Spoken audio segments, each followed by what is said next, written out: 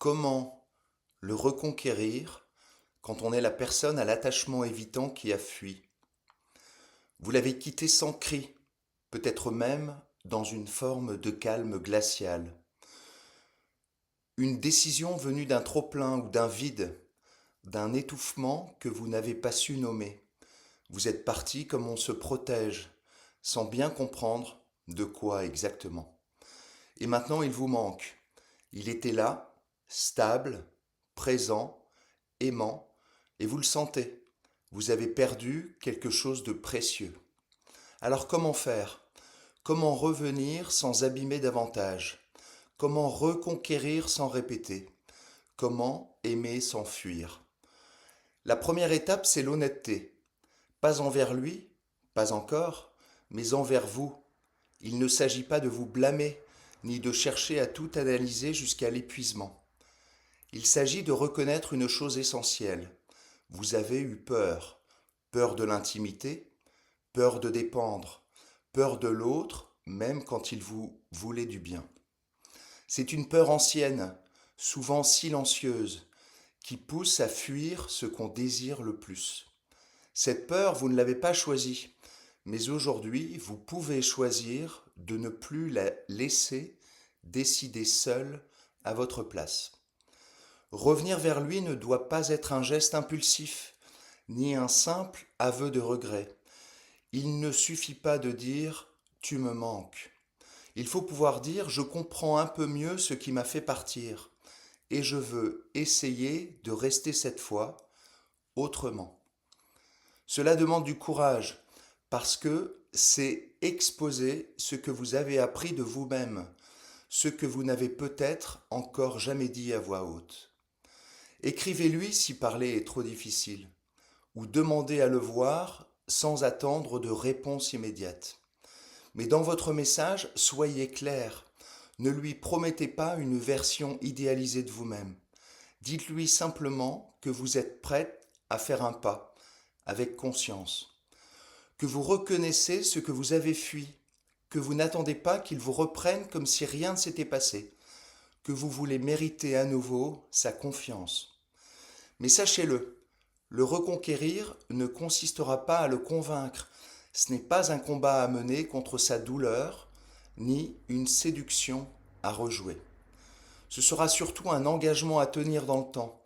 Si vous voulez qu'il vous ouvre à nouveau son cœur, vous devrez prouver lentement que vous êtes capable d'y rester. Cela ne veut pas dire disparaître quand ça devient intense. Apprendre à parler au lieu de couper le lien. Oser dire j'ai besoin d'espace au lieu de faire un silence. Cela veut dire vous appuyer sur lui sans le rendre responsable de vos peurs et surtout cela veut dire apprendre à rester même quand ça vous semble trop doux, trop grand, trop vrai.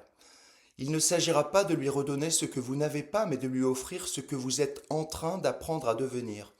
Une personne qui malgré sa peur avance, une personne qui choisit d'aimer autrement, avec lucidité et patience. Il vous faudra peut-être accepter qu'il ait peur lui aussi maintenant, qu'il hésite, qu'il doute car c'est légitime. Vous êtes parti une fois et cela laisse des traces, alors ne le pressez pas. Ne demandez pas à être pardonné trop vite. Offrez-lui le temps, l'écoute, la cohérence.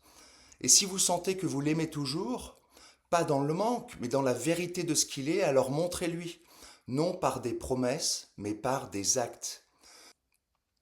Montrez-lui que cette fois vous êtes là, pas parfaite, pas guérie, mais présente, et que vous avez compris que l'amour n'est pas toujours un élan.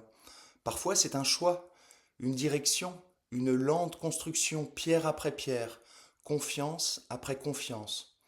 S'il vous aime encore, il le sentira.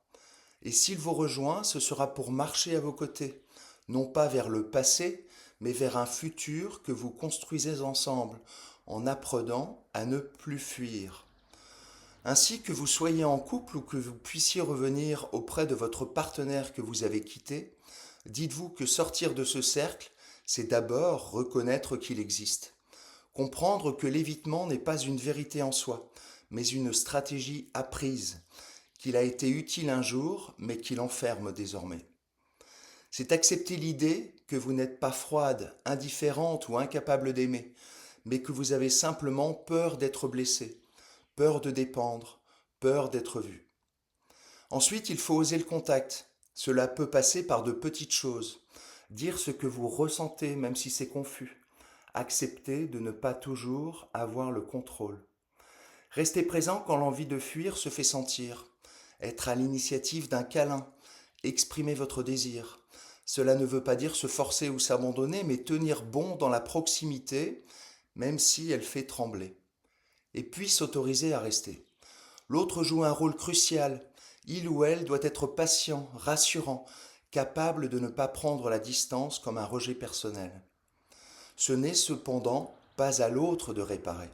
C'est à vous, l'évitant, de choisir chaque jour la rencontre au lieu de la fuite. D'apprendre à se dire je peux être aimé tel que je suis. Je peux avoir besoin de l'autre sans m'effondrer. Je peux rester même quand j'ai peur.